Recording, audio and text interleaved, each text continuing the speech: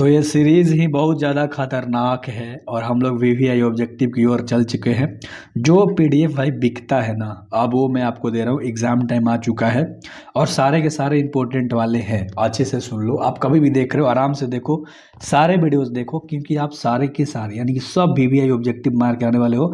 आपका टोटल 35 सही होने वाला है, मैं इतना दावा से बोल सकता हूँ, क्योंकि ये ट्राई एंड टेस्टेड है और बहुत सारे बच्चे टॉपर भी बनते हैं इस नोट से। ठीक, सवाल करेंगे, साबुन ग्रीस को किसके द्वारा निकाला जाता है। ठीक है, पहला सवाल तो ये रहा आपको।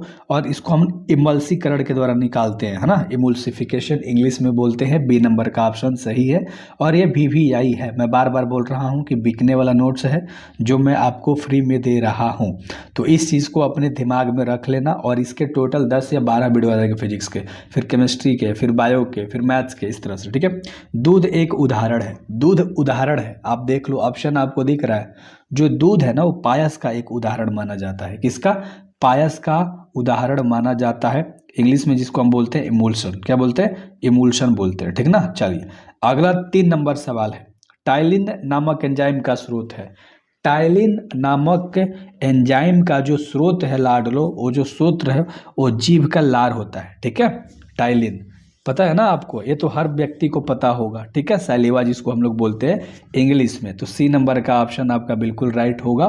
सी नंबर का ऑप्शन बिल्कुल राइट होगा। और ये सवाल 2019 2021 ये सब देखोगे ना इसके पीछे जाके, तो आपको बहुत सारे ये सवाल दिखाई पड़ेंगे। ठीक है, और इससे रिलेटिव भी सवाल पड़े, मतलब दिखाई देगा आपको, जो भी इससे रिलेटेबल सवाल होंगे। ठीक है, अगला, निम्नलिखित में कौन लायोफिलिक इकोलाइड है? लायोफिलिक इकोलाइड, ठीक है, लायोफिलिक इकोलाइड जो होता है लाडलो, वो होता है गम। ठीक है, क्या होता है? गम को बोलते हैं हम लोग। ठीक है, गम को। बी नंबर ऑप्शन सही है, अच्छे से याद रखना, बी नंबर ऑप्शन सही है। ठीक है, अगला सवाल देख लेते हैं, अच्छे से देखना इस चीज़ को।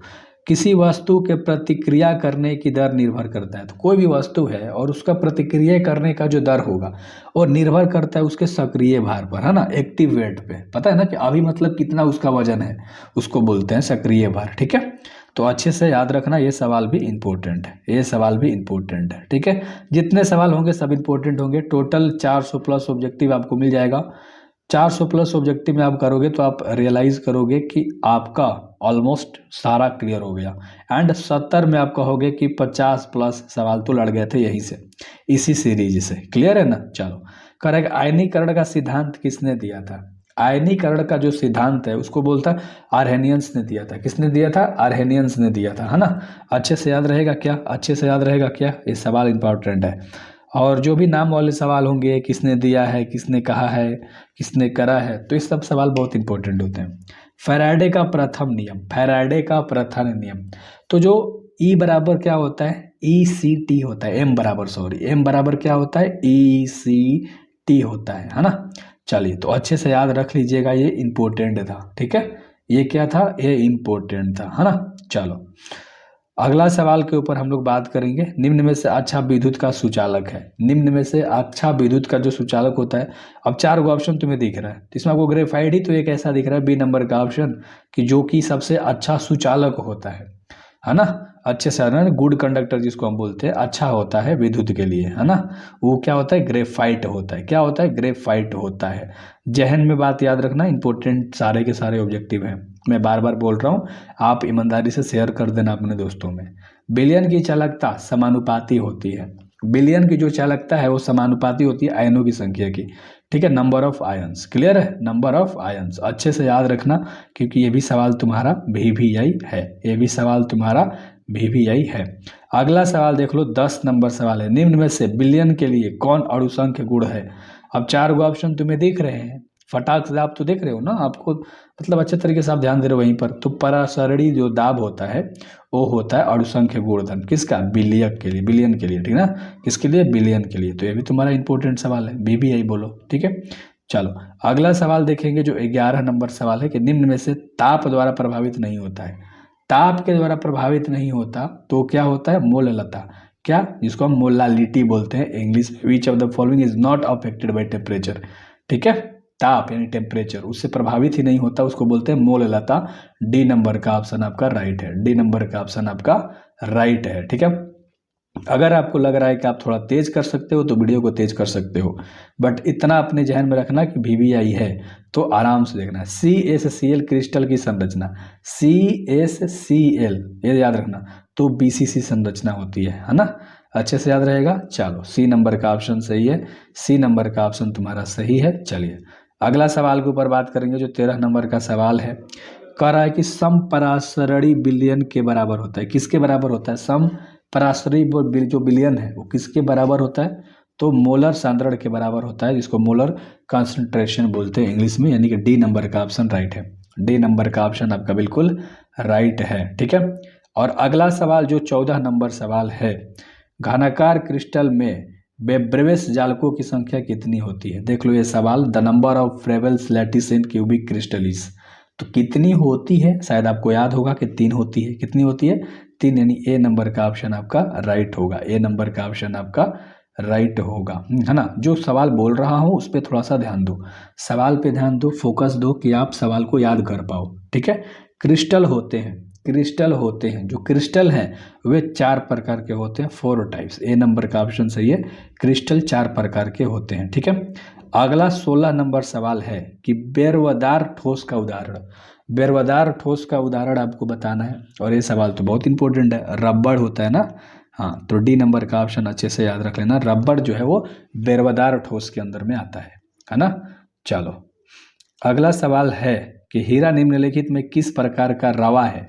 अब हीरा एक रवा है, लेकिन किस प्रकार का रवा है ये पूछ रहा है। ठीक है। तो सहसंयोजक रवा है ना, जिसको कोवलेंट क्रिस्टल बोलते हैं।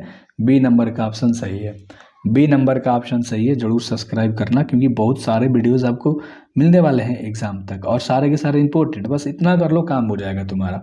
बेंजीन का सूत्र है, बेंजीन का जो सूत्र होता है वो क्या होता है? C6H6। क्या होता है? C6H6। सी नंबर का ऑप्शन राइट है, सी नंबर का ऑप्शन राइट है। इसको ठोको, सी नंबर को ठोको। ठीक है।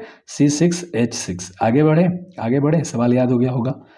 अगला सवाल कह रहा है कि एक एल्डिहाइड के ऑक्सीकरण से प्राप्त होता है, एक एल्डिहाइड के ऑक्सीकरण से जो हमें प्राप्त होता है उसे बोलते हैं एक अम्ल, है ना। क्योंकि हमें एसिड मिलता है, एक एल्डिहाइड के ऑक्सीकरण से हमें क्या प्राप्त होता है? एसिड प्राप्त होता है। क्लियर है? एसिड, है ना। अगला सवाल देख लो, 20 नंबर सवाल कर रहा है कि प्राइमरी अल्कोहल का उत्प्रेरक निर्जलीकरण से मिलता है।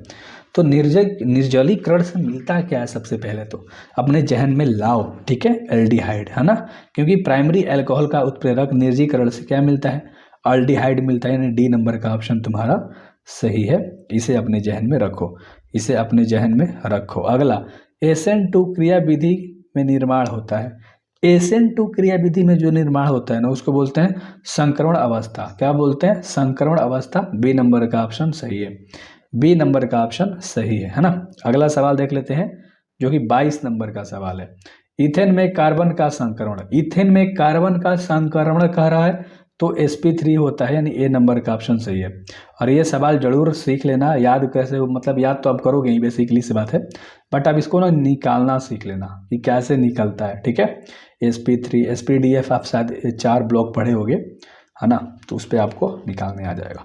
आप कहीं पर भी इलेक्ट्रॉनिक विन्यास सर्च करोगे यूट्यूब पे ना, यूट्यूब पे आप सर्च करोगे इलेक्ट्रॉनिक विन्यास, तो बहुत सारे टीचर्स की वीडियोस आ जाएंगे, इनफैक्ट मेरा भी आ जाएगा।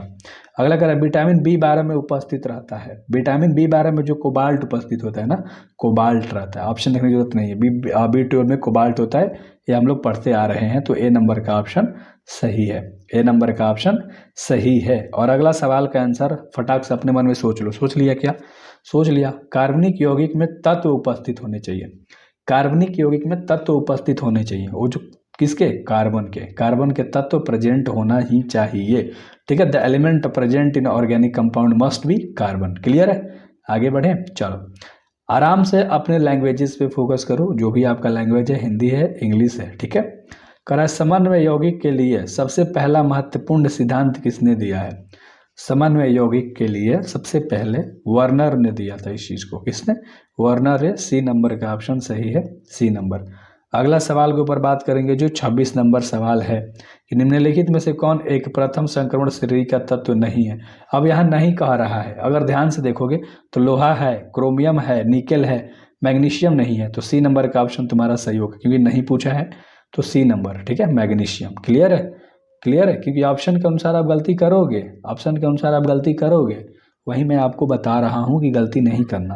निम्नलिखित में से कौन एक प्रथम संक्रमण श्रेणी का तत्व नहीं है? वही सवाल फिर से रिपीट हो गया। चलो मैग्नीशियम मार लेना।